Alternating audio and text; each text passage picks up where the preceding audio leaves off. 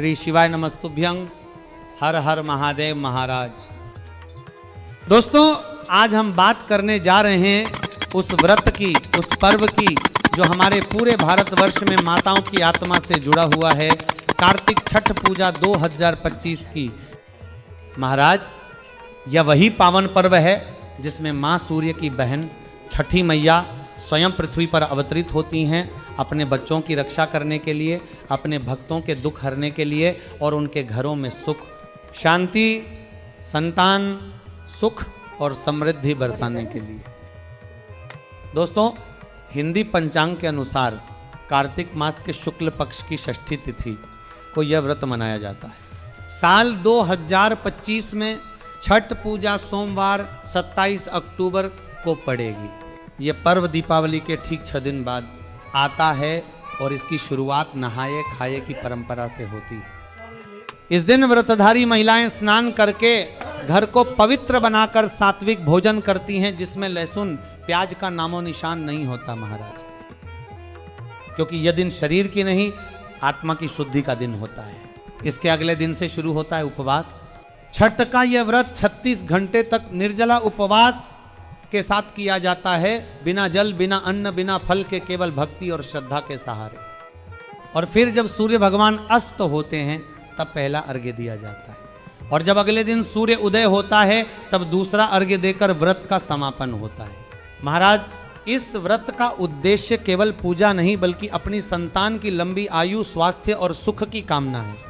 अगर किसी माता की संतान बार बार बीमार पड़ जाती है, सर्दी, खांसी, जुकाम से त्रस्त रहती है, अस्पतालों के चक्कर लगते हैं, तो उसे यह व्रत अवश्य करना चाहिए, क्योंकि छठी मैया स्वयं संतान की रक्षक हैं। वही तो संसार की माँ है, जो अपनी संतान के हर दुख को अपने आंचल में समेट लेती है। महाराज, छठी माँ का हृदय इतना कोमल, इतना विशाल है कि एक बार जो सच्चे मन से उन्हें पुकारता है, समझिए महाराज, उसने 7 तीर्थों का पुण्य पा लिया, 7 बार पृथ्वी की परिक्रमा कर ली और गंगा स्नान का फल एक साथ पा लिया।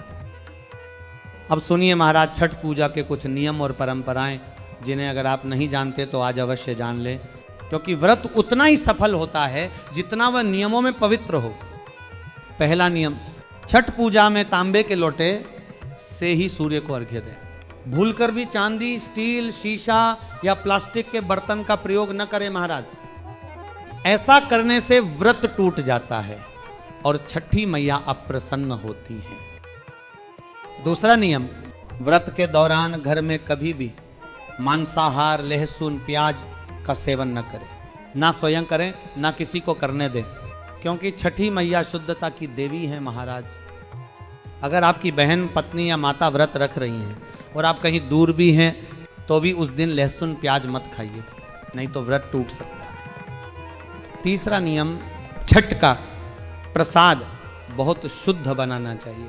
यह प्रसाद मिट्टी के चूल्हे पर बनाया जाता है, जिसे उसी दिन गोबर और गंगाजल से लेपा जाता है। अगर आप गैस पर बना रहे हैं तो गैस को पहले अच्छी तरह धो लें महाराज। पुराने या गंदे चूल्हे पर कभी प्रसाद न बनाएं। चौथा नियम, सूर्य को अर्घ्य देने से पहले कभी भी भोजन ग्रहण न करें। व्रतधारी और उनके परिवार को सूर्यदेव को अर्घ्य देने के बाद ही जल या अन्न ग्रहण करना चाहिए।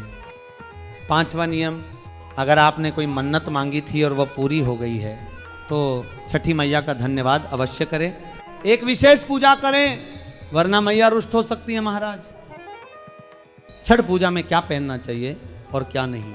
महाराज, इस दिन का वस्त्र जितना हो सके सादा और स्वच्छ होना चाहिए। महिलाओं को सिंदूरी, पीले या हल्के लाल रंग के वस्त्र पहनना शुभ माना जाता है, लेकिन काले, नीले या भूरे रंग के कपड़े पहनना वर्जित है। ये रंग व्रत की ऊर्जा को अवशोषित कर लेते हैं, जिससे पुण्य का क्षय होता है। अब सुनिए सबसे महत्वपूर्ण बात महाराज, 3 ऐसी महिलाएं हैं जिन्हें छठ का व्रत कभी नहीं रखना चाहिए। पहली वो महिला जिसकी शादी अधूरी हो या बिना 7 फेरे के विवाह हुआ हो। दूसरी, जो स्त्री बिना हल्दी चढ़े विवाह बंधन में आई हो। तीसरी, जो बेमन से केवल दिखावे में व्रत रखती है। ऐसी स्त्रियों को यह व्रत नहीं करना चाहिए, क्योंकि इससे व्रत का अपमान होता है और छठी मैया का अपमान घोर पाप माना गया है महाराज। छठ पूजा केवल सच्चे मन, सच्चे प्रेम और निस्वार्थ भक्ति से करनी चाहिए। ये व्रत न केवल संतान सुख देता है बल्कि वंश की रक्षा भी करता है। कई स्त्रियां जो निःसंतान थीं, उन्होंने जब यह व्रत श्रद्धा से किया तो छठी मां ने स्वयं उनकी कोख भर दी महाराज। अब सुनिए, छठ की एक गुप्त और महाशक्तिशाली विधि जो आपके भाग्य को पलट देगी, आपकी गरीबी मिटा देगी और आपको समृद्ध बना देगी। इस उपाय के लिए आपको चाहिए एक पैकेट नमक, एक पानी की बोतल, 111 की दक्षिणा, 100 ग्राम सरसों का तेल, 50 ग्राम सूखी लाल मिर्च, 500 ग्राम चावल, 500 ग्राम उड़द की काली दाल और थोड़े बताशे।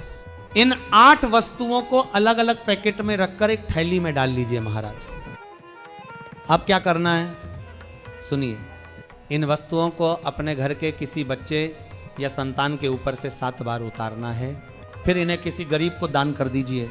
ऐसा करने से छठी माँ की कृपा तुरंत मिलती है। जो रोग हैं, जो रुकावटें हैं, जो दुर्भाग्य हैं, सब नष्ट हो जाते हैं महाराज।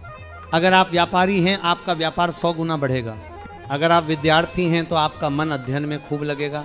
अगर विवाह में अड़चन है वह भी समाप्त हो जाएगी। अगर कोई बीमार है वो जल्दी स्वस्थ हो जाएगा।